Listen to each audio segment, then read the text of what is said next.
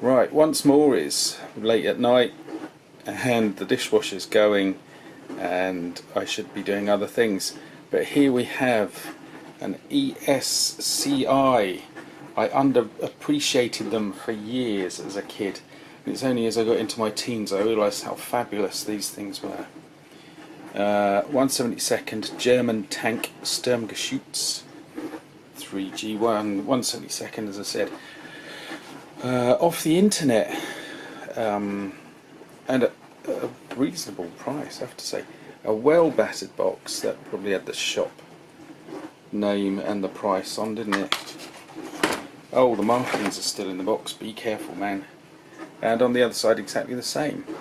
I remember certainly the era I was buying these in, they would have like the colours and the markings on the back and stuff. They had wonderful instructions.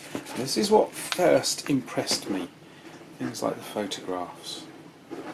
That's really good, well done them. So what have we got? 2 sets of sprue, assuming it's all there.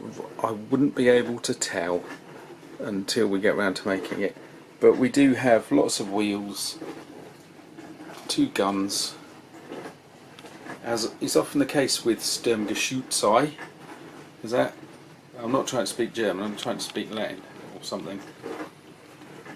Like octopi or octopuses. We've certainly got the sort of main structure and the base of the hull, and weirdly, and I think this might be the result of buying it second hand, look, that's definitely the real track with the track that goes there.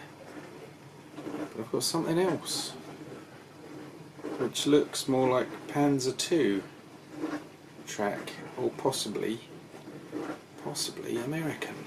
No, that's Panzer II, isn't it? Ooh, hang on, that could be British. That could be something like a Valentine. So, I've sprayed it grey. That may have been a mistake, but I am a huge fan of the Sturmgeschutz, and I would happily make more and paint them different colours. It's actually got quite good box art, hasn't it? Look. There is a Russian city in the winter. I wouldn't presume to guess what city they're aiming to portray. I can imagine a few, but that's pretty good. It lacks atmosphere, I suppose. It's more diagrammatical, but go for it, do it. It's wonderful. And I think we can safely say, duh. I'm forgetting the world beyond Airfix, where companies would give you a layout of the sprue so that you can clearly see the numbers. Nice one.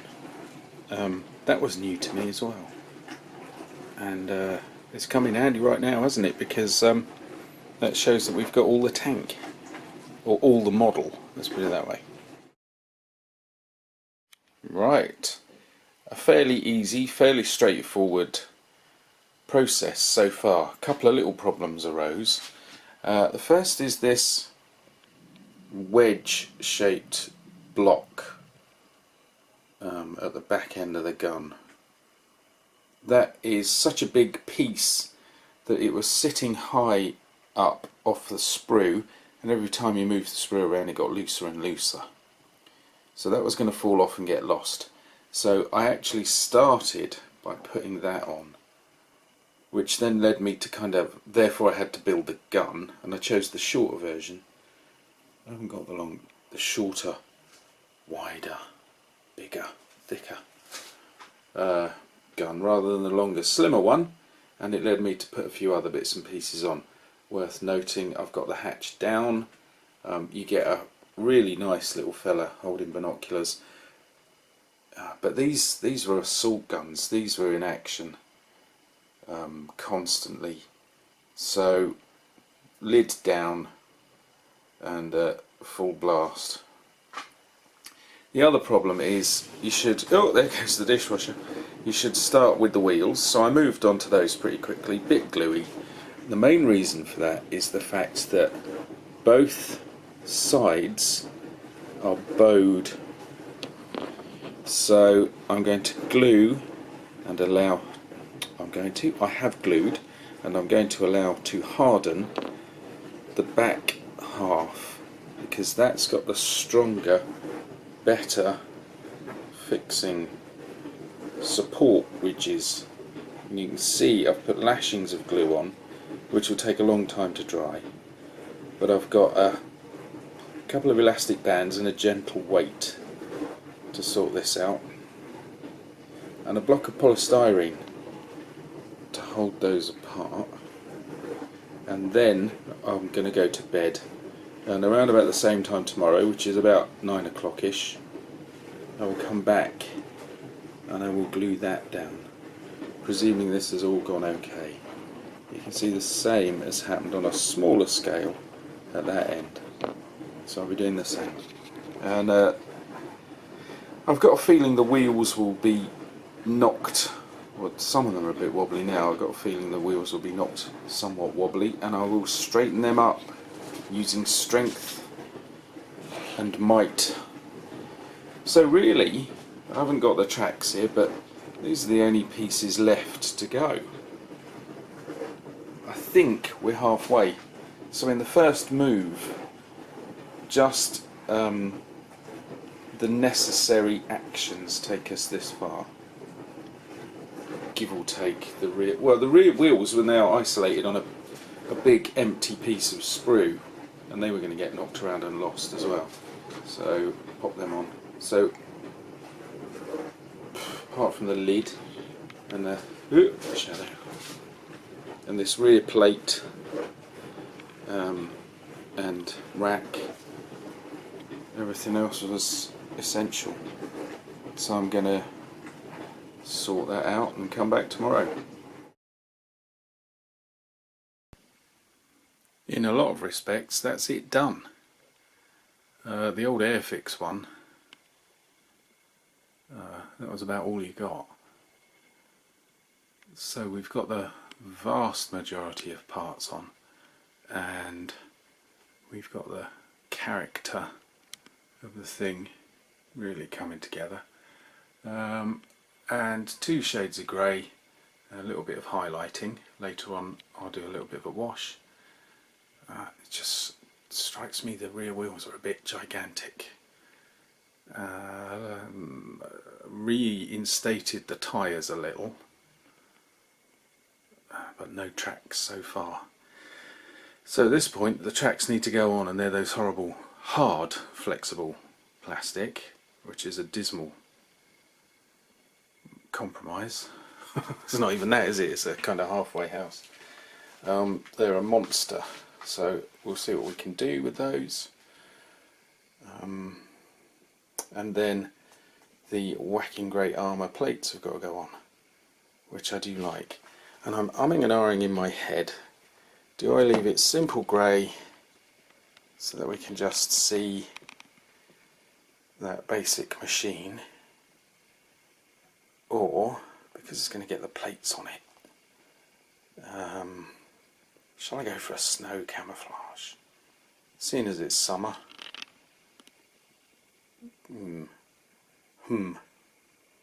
Yet to make my mind up. I think I'll put the markings on as well before I go for the plates. Okay, herein, forthwith, and all of that, I'm going to declare this done, as in end of part 1. So we've got nearly every part on. You can see the machine gun isn't on, and we haven't got all the spacer armour, and it means if I kind of stop around about now, we've got the basic tank markings on and a single colour. So we've got grey and a little bit of a wash that's still wet, and that means we can say, right, okay, there is our simple minimalist machine. Fine. Then for part 2, stick the last few bits on and give it a snow camouflage, and that way we've kind of got 2 concepts for the price of 1. Which is, I mean, it's so simple, it's unbelievable. I don't know why it took me that long to say. Here's the other thing about this though. This side is worse. How springy the tracks are. Look at that. That's because they're halfway to solid, but not completely solid. So I think it's time to get the araldite out. That might do it. The interesting thing about the tracks is they have a pin and hole to hold them together, and I popped them through and it doesn't need any glue. That's it. So that's a positive. It's just they don't bend round very well. So there we go. That, I declare, is done for part 1, and I'll take it outside and get some real light on it and we'll have a proper look. Are we focusing? Are we focusing at all? There we go.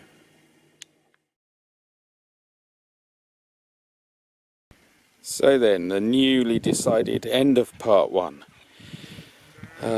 in which we have got to the point where the markings are on and a little bit of highlighting or low lighting has been added. Things to notice at this point, as I was saying, look at that highly sprung track. That needs sorting out, and painting. Thank you. This stowage bar fits in a notch there and there, but therefore it sits too high. First of all, for the markings, and secondly for the to put any track in. It juts way over the top, so you could say there's an inaccuracy there. I don't think I've put it in an accurate place. It needs to be like a millimetre higher up. But there's also a problem, therefore, that we're now running into issues of scale, because this is just a little bit too thick and the track is a little bit out, and all of those things start to multiply. Those numbers, the markings, went on in one go, even though they are 3 separate units. That was handy. On this side, it all started to fall apart when I put it on. It curled up and fractured. Look at the number 3. And that's because it's so old. And I forgot that somebody said to me ages ago, stick the transfer sheet in a window to get the sun for a couple of days. I should have remembered that. Nasty gap down there, although in real life I would say it is about 1/8 of a millimetre thick. It looks massive through here. Are you going to say, what, 1/8 of a millimetre, are you sure? Yeah, because I measured it.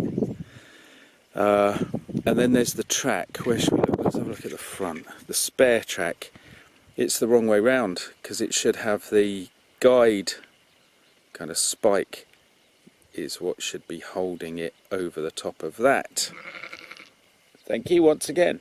I have fitted that into a notch. I've fitted the rack rail into a notch, one on either side, and that looks a bit too high as well, but it's okay. Once again, look at the end of that massive great bobble. In real life it is microscopic. One last funny thing, look at the barrel. A, it's wonky, that's my job to sort out, but B, it's off centre, and I don't think that was real. But the hole, even though I cleaned the hole up, the hole is off centre. So for now we're going to leave it like that, because we're looking at how these models come out when you don't muck around with them too much. So I ended up mucking around with these and leaving a nasty mark. I'm not sure they're 100% accurate. I will see how much that is consequential when we've got the spacer armour on. Still not happy with the size of the depth of the wheels. They look gigantic. And then we've got to get the little machine gun and shield on.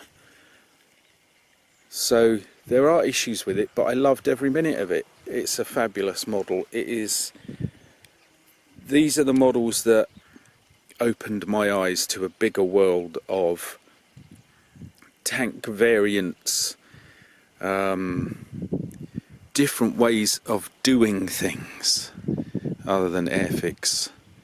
No offence to Airfix, nothing wrong with that, but there were other ways of doing it. And things like all the photographs, I know I said, all the photographs in the instructions just opened my eyes to a whole different world.